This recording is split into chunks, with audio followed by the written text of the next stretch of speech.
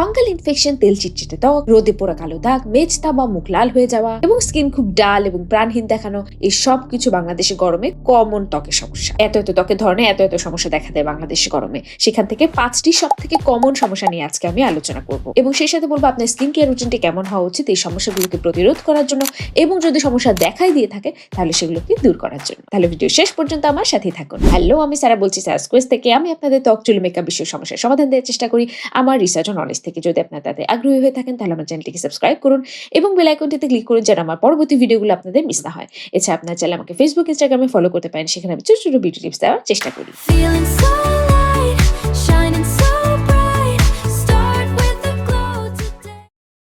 আমার মনে হয় বাংলাদেশে গরমে আমরা ত্বকে এত ধরনের সমস্যা ফেস করি যেটা বছর অন্যান্য সময় দেখতে পাওয়া যায় না। এর পিছনে কিন্তু যৌক্তিক কারণও আছে। গরমে আমাদের ত্বকে অনেক ধরনের প্রেশার একসাথে ফিল হয়। প্রথমত সূর্যের অতিবেগুনি রশ্মি, যেটা আমাদের ত্বকে মেলানিন উৎপাদন বাড়িয়ে দেয়, ত্বকে ট্যান ফেলে দেয়। ওদিকে ঘাম, তেল সবকিছু বেশি বেশি তৈরি হয় আমাদের পর্যায়ে ক্লগ হয়ে। আর সেই সবকিছুর মধ্যে যদি একটুখানি প্রোডাক্ট স্যুট না করে বা ভারী অনুভূত হয় ত্বকে, তাহলে দেখা দেয় ফাঙ্গাল ইনফেকশন বা ইরিটেশন। তাই গরমে খুব চিন্তা ভাবনা করে স্কিন কেয়ার রুটিনটা তৈরি করা খুবই জরুরি। গরমে সব থেকে বেশি যে সমস্যাটা নিয়ে আমি অভিযোগ শুনতে পাই সেটা হলো ফাঙ্গাল ইনফেকশন বা ফলিকুলাইটিস, যেটাকে আপনারা ফাঙ্গাল অ্যাকনে বলে থাকেন। কপালে, গালে বা শরীরের বিভিন্ন জায়গায় যে ছোট ছোট ব্রণের মতো গুটি গুটি দেখতে পান আপনারা এবং যেটাকে আপনারা অ্যাকনে ভেবে অনেক কিছু করেও দূর করতে পারেন না, সেটা আসলে কোনো অ্যাকনে নয়, সেটা হলো ফলিকুলাইটিস বা ফাঙ্গাল ইনফেকশন। এমনকি আমি অনেকে দেখেছি তারা ঘামাচিকেও ফাঙ্গাল অ্যাকনে মনে করছেন। তো ফাঙ্গাল ইনফেকশন কেন দেখা দেয়? এটা মূলত আমাদের ত্বকে শান্তিপূর্ণভাবে বসবাসকারী মেলাসিজিয়া ইস্ট হঠাৎ করে বংশবৃদ্ধি করার কারণেই দেখা দেয়। এই হঠাৎ করে গরমে বংশবৃদ্ধি করার পিছনে অন্যতম কারণ হচ্ছে গরমে ঘাম, তাপ, আর্দ্রতা, যার ফলে অত্যাধিক পরিমাণে ছড়ানো ছত্রাক আমাদের হেয়ার ফলিকলে প্রবেশ করে এবং ইনফ্লেমেশন বা প্রদাহ সৃষ্টি করে। এখন তাপ কিন্তু সবসময় আমাদের পক্ষে কন্ট্রোল করা সম্ভব না।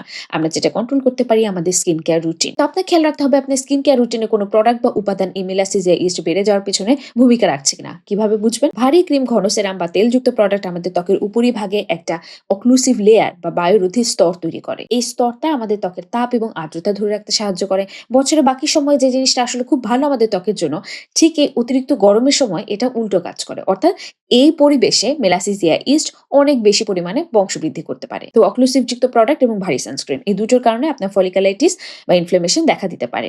এখন আপনি এই ধরনের প্রোডাক্ট প্রথমে সবার আগে আপনার স্কিন কেয়ার রুটিন থেকে বাদ দিবেন এবং যোগ করবেন এমন উপাদান যেটা আপনার স্কিনের উপরে কোনো ভারী লেয়ারও তৈরি করবে না এবং আপনার যে অতিরিক্ত তেল বা সেবাম উৎপাদন, যেটা ফলিকুলাইটিস বেড়ে যাওয়ার পিছনে অন্যতম কারণ, সেটাকেও নিয়ন্ত্রণ করতে সাহায্য করবে। একটি মিস্ট টোনার আপনাকে এক্ষেত্রে অনেক হেল্প করতে পারে, যেমন TMB3 মিস্ট টোনার। এটা একটা মিস্ট ফরম্যাটের টোনার, অর্থাৎ এটা টেক্সচার অনেক হালকা এবং স্প্রে করেই আপনি খুব ইজিলি অ্যাপ্লাই করতে পারেন। এটা ত্বকে কোনো ভারী বা অক্লুসিভ স্তর তৈরি করে না। এটাতে 3% নাইসিনামাইড রয়েছে, যেটা একেবারে বিগিনার ফ্রেন্ডলি এবং মাইল্ড, যা আপনার স্কিন ব্যারিয়ারকেও সাপোর্ট করবে, আবার একই সাথে সেবাম উৎপাদনও নিয়ন্ত্রণ করবে, যার ফলে ফলিকুলাইটিস যে বংশবৃদ্ধি করবে সেটা কন্ট্রোল হবে সবার আগে। মিস্ট ফরম্যাটের কারণে এটা খুব দ্রুত ত্বকে শুষে যায় এবং ঘাম বা গরমে আটকে থাকে না। আর আমার কাছে স্প্রে বা মিস্ট টাইপের টোনার সবসময় খুব ভালো লাগে, কারণ এটা ক্যারি করা খুব সহজ এবং হাত না লাগিয়ে সহজে অ্যাপ্লাই করে নেওয়া যায়। সকালে, রাতে, দিনে যে কোনো সময়, এমনকি মেকআপের উপরেও কিন্তু মিস্টে অ্যাপ্লাই করতে পারেন। আপনার যদি ফলিকুলাইটিসের আগের অভিজ্ঞতা থেকে থাকে এবং প্রতি গরমেই দেখা দেয়, তাহলে কিন্তু আপনি এখন থেকে এই ধরনের একটি মিস্ট অ্যাপ্লাই করতে পারেন। এতে করে সমস্যাটি আসার আগে নিয়ন্ত্রণ করা সম্ভব হবে। বাংলাদেশে গরমে দেখা দেওয়া দ্বিতীয় সব থেকে কমন ত্বকের সমস্যা হলো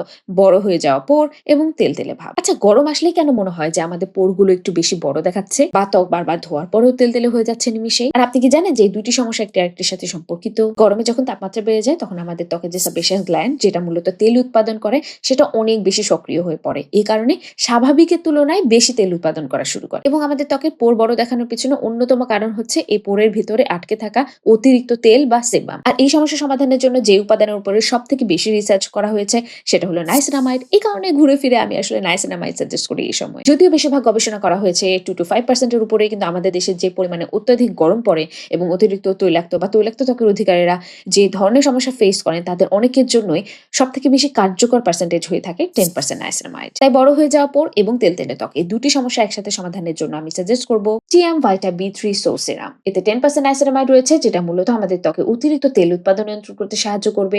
শুধু তাই না, রয়েছে 2% আলফা বুটিন, যা সূর্যের আলো সংস্পর্শে আসলে আমাদের ত্বক যে অতিরিক্ত মেলানিন প্রডিউস করে সেটাকে কন্ট্রোল করতে সাহায্য করবে এবং স্কিন ব্যারিয়ার ব্যারিয়ারকে সাপোর্ট করবে। অর্থাৎ সবকিছু মিলিয়ে একটা পারফেক্ট কম্বিনেশন আমাদের স্কিন কেয়ার রুটিনে এড করার জন্য। সকালে মুখ পরিষ্কার করে নেওয়ার পরে নাইসিনামাইড সেরাম ব্যবহার করে আপনি সরাসরি সানস্ক্রিন ব্যবহার করতে পারেন এবং নাইসিনামাইড যেহেতু খুব স্ট্রং কোনো অ্যাক্টিভ না, আপনারা রাতে স্কিন কেয়ার রুটিনেও ব্যবহার করতে পারেন। তবে অবশ্যই যাদের অতিরিক্ত সেনসিটিভ স্কিন তারা প্যাচ টেস্ট করে নিতে ভুলবেন না, আর যাতে নাইসিনামাইড স্যুট না করে তারা অ্যাভয়েড করবেন। তৃতীয় সমস্যা যেটা সব ধরনের ত্বকের অধিকারীরা ভুগে থাকেন, সেটা হচ্ছে ত্বক পুড়ে যাওয়া এবং ট্যান পড়ে যাওয়া। বাইরে গেলেই ত্বক কালো হয়ে যাচ্ছে, সানস্ক্রিন লাগাচ্ছি তারপরেও। আমি মনে হয় এই সমস্যাটা সব থেকে বেশি শুনে থাকি আপনাদের কাছ থেকে। এখন এটা হয় কেন, বা কারো বেশি বা কারো কম কেন হয়? আমাদের ত্বক যখন সূর্য অতিবেগুনি রশ্মির সংস্পর্শে আসে এবং সেই সূর্য অতিবেগুনি রশ্মি আমাদের ত্বককে যেভাবে ক্ষতি করে, সেটার অনেকটা রেসপন্স বা রিয়াকশন বলতে পারেন এই অতিরিক্ত মেলানিন তৈরি হওয়া। ভিতরে যে ক্ষতি হয় সেটা আমরা দেখতে পাই না, কিন্তু উপরিভাগে আমরা দেখতে পারি ডার্ক স্পট, ট্যান বা ত্বক কালো হয়ে যাওয়া। ক্ষতি সবারই হয়, কিন্তু বাইরে যে বাহ্যিক রিয়াকশন সেটা এক একজনের ক্ষেত্রে এক এক মাত্রায় দেখতে পাওয়া যায়। তাই কারো ট্যান বেশি পড়ে বা কম। এবং এই সমস্যার পেছনে অন্যতম বড় কারণ হচ্ছে গরমে সানস্ক্রিন লাগালে মুখ আরো ঘেমে যায়, রিঅ্যাপ্লাই করার কথা তো কারো মনেই থাকে না। সেক্ষেত্রে আপনি বেছে নিতে পারেন TMB3 নিয়াসিন সানস্ক্রিনের মতো একটি লাইট ওয়েট সানস্ক্রিন, যা থেকে আপনি UVA এবং UVB দুই ধরনের প্রোটেকশন পাবেন। UV ফিল্টারের পাশাপাশি এতে নাইসিনামাইড যুক্ত করা হয়েছে, যার অনেক গুণাবলী আমি অলরেডি আপনাদেরকে বলে দিয়েছি। শুধু তাই না, যা আপনাকে UV প্রোটেকশন দেওয়ার পাশাপাশি অতিরিক্ত তেল নিয়ন্ত্রণ করতেও সাহায্য করবে। এই সানস্ক্রিনটি ড্রাই টু কম্বিনেশন স্কিনের জন্য খুবই মানানসই। আপনার অতিরিক্ত সেনসিটিভ স্কিন হলে তাহলে প্যাচ টেস্ট করেই ব্যবহার করবেন। চতুর্থ সমস্যাটি বাংলাদেশে গরমে দেখা দেওয়া সব থেকে জেদি সমস্যা, সেটা হলো মেলাজমা বা মেচতা। মেচতা, ত্বকের লালচে ভাব এবং হট ফ্লাশ, এগুলোর সময়ই হলো গ্রীষ্মকাল। কারণ অতিরিক্ত গরম আমাদের ত্বকে ইনফ্লেমেশনের উদ্দীপক হিসেবে কাজ করে। অতিরিক্ত তাপে আমাদের রক্তনালী প্রসারিত হয়, যার ফলে মুখ লাল দেখায় এবং জ্বালা অনুভূত হয়। আর মেস্তার বিষয়টা আরেকটু জটিল। সানস্ক্রিন লাগানো অবস্থাতেও কিন্তু মেস্তা বেড়ে যেতে পারে শুধুমাত্র তাপের কারণে। অর্থাৎ সূর্যের UV রে ছাড়াও শুধুমাত্র গরমের কারণে মেস্তা দেখা দিতে বা বাড়তে পারে। এটা অনেকেই জানেন না। এখন মেস্তার পিছনে হরমোনাল বা জেনেটিক যে প্রবলেমগুলো আছে সেগুলো আমাদের সাধ্যের বাইরে কিছু করা, কিন্তু স্কিন কেয়ার প্রোডাক্ট দিয়ে আমরা যেটা করতে পারি, এটাকে যতটা সম্ভব নিয়ন্ত্রণ করতে পারি এবং কিছুটা কমিয়ে রাখতে পারি। তো মেচতা, হট ফ্ল্যাশ, লালচে ভাব এগুলোকে নিয়ন্ত্রণ করার জন্য আমাদের খেয়াল রাখতে হবে ত্বকের তাপমাত্রা যেন খুব বেশি বৃদ্ধি না হতে পারে। আর এটা বিশেষ করে আপনার খেয়াল রাখতে হবে যদি আপনি দীর্ঘ সময় চুলার পাশে দাঁড়িয়ে রান্না বান্না করেন। এক্ষেত্রে আমি সাধারণত বলি একটা স্কিন কেয়ার প্রোডাক্ট ফ্রিজে রেখে দেওয়ার জন্য এবং সেটা অ্যাপ্লাই করার জন্য, কিন্তু আমি এমন একটা স্কিন কেয়ার প্রোডাক্ট পেয়েছি যেটা একদম এই উদ্দেশ্যেই তৈরি করা। কারণ এই সমস্যাগুলোকে স্কিন কেয়ার প্রোডাক্ট দিয়ে যতটুকু আমরা নিয়ন্ত্রণ করতে পারি সেটার জন্য এটা 3টি কাজ করতে হবে। প্রথমত ইনফ্লেমেশন কমাবে, ত্বকের স্কিন ব্যারিয়ারকে সাপোর্ট দিবে এবং কোলাজেন উৎপাদনে সাহায্য করবে। এবং টিয়ামের এই ব্লু পেপটাইড কামডাউন সেরামের ফর্মুলেশনটি দেখে মনে হয়েছে এটা 3টি কাজই করবে। প্রথমত এটাতে রয়েছে সেন্টেলা এশিয়াটিকা বা শিকা, যার সক্রিয় উপাদান যেমন মেটোকোসাসাইড বা এশিয়াকোটোসাইড। ক্লিনিক্যাল গবেষণায় এগুলোর ত্বকের ইনফ্লেমেশন কমানো এবং স্কিন ব্যারিয়ারকে সাপোর্ট করার যে কাজটি সেটা প্রমাণিত। এছাড়াও এতে রয়েছে কপার পেপটাইড 1, যা একটি বায়োঅ্যাক্টিভ পেপটাইড। তাই আমার কাছে মনে হয়েছে যে এই সমস্যার জন্য সাজেস্ট করার ক্ষেত্রে এই সিরামটি একদম পারফেক্ট। আবার এটাও আপনারা চাইলে ফ্রিজে রেখে ব্যবহার করতে পারেন, তাতে আরো আরাম পাবেন। এখন আসি গরমে দেখা দেয় আমাদের পঞ্চম সব থেকে কমন ত্বকের সমস্যা, সেটা হচ্ছে ত্বকের ডালনেস বা ড্রাই প্যাচেস। গরমে প্রচন্ড ঘামার পরে ত্বক নিস্তেজ, প্রাণহীন এবং ড্রাই প্যাচেস দেখা দেওয়া খুবই স্বাভাবিক। মূলত তৈলাক্ত ত্বকে ডালনেস বা প্রাণহীন ভাবটা দেখা দেয় কারণ অতিরিক্ত তেল এবং ঘামের কারণে মুখটা বারবার মোছা হয়, যে কারণে স্কিন ব্যারিয়ার ক্ষতিগ্রস্ত হয়। আবার একই কারণে ড্রাই স্কিনে এই স্কিন ব্যারিয়ার ক্ষতিগ্রস্ত হয়ে দেখা দেয় ড্রাই প্যাচেস। মৃতকোষ আমাদের ত্বকের উপরিভাগে জমতে থাকে, এই কারণে আমাদের ত্বকে আলো রিফ্লেক্ট করে না, যে কারণে গ্লাস স্কিন তো দূর, আমাদের ত্বক একদম ডাল এবং প্রাণহীন হয়ে পড়ে এবং শুধু ময়শ্চারাইজার এই সমস্যার সমাধান করতে পারে না। তাই প্রয়োজন পড়ে একটু এক্সট্রা কোনো হেল্পে। আপনার রুটিনের এক্সফোলিয়েটার এই ডেড স্কিন সেল দূর করতে সাহায্য করবে, কিন্তু আপনার যে অলরেডি ড্যামেজ হয়ে গেছে সেটাকে সারিয়ে তুলতে সাহায্য করবে এই টিয়াম PDRN কোলাজেন গ্লো আপ সেরামের মতন সেরাম। এই সেরামে রয়েছে 50% ক্যামেলিয়া PDRN সলিউশন। অর্থাৎ এই PDRNটি স্যামন থেকে নেওয়া হয়নি, এটি বরং ভেগান PDRN। আমি আগে যেমনটি বলেছি, PDRN খুব নতুন একটি উপাদান এবং এটার উপরে অনেক বেশি এক্সটেন্সিভ কোনো রিসার্চ নেই।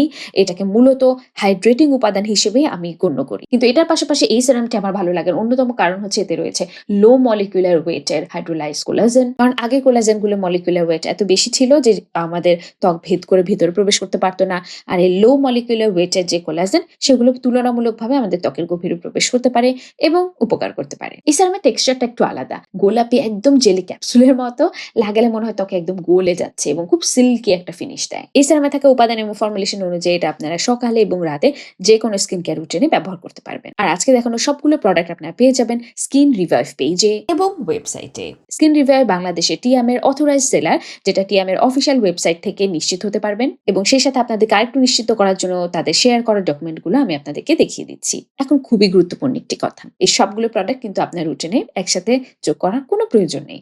আপনার যে সমস্যা সেই সমস্যা অনুযায়ী একটি করে প্রোডাক্ট আপনার রুটিনে যোগ করুন, কারণ মাত্রাতিরিক্ত প্রোডাক্ট দিয়ে ওভারলোড করলে বরং হিতে বিপরীত হতে পারে। এবং এই প্রোডাক্টগুলোর বিশ্লেষণ আমি আপনাদের জন্য একটা গাইডলাইন হিসেবে দেওয়ার চেষ্টা করেছি, যেন আপনারা আপনাদের জন্য পারফেক্ট প্রোডাক্ট বেছে নিতে পারেন। আশা করি আজকের ভিডিওটা আপনাদের জন্য হেল্পফুল ছিল। যদি সেটা হয়ে থাকে তাহলে অবশ্যই আমাকে কমেন্ট সেকশনে জানাবেন। দেখা হবে পরবর্তী ভিডিওতে। ততদিন পর্যন্ত ভালো থাকুন, সুস্থ থাকুন। This is Sara, signing off today from Sara's Quest.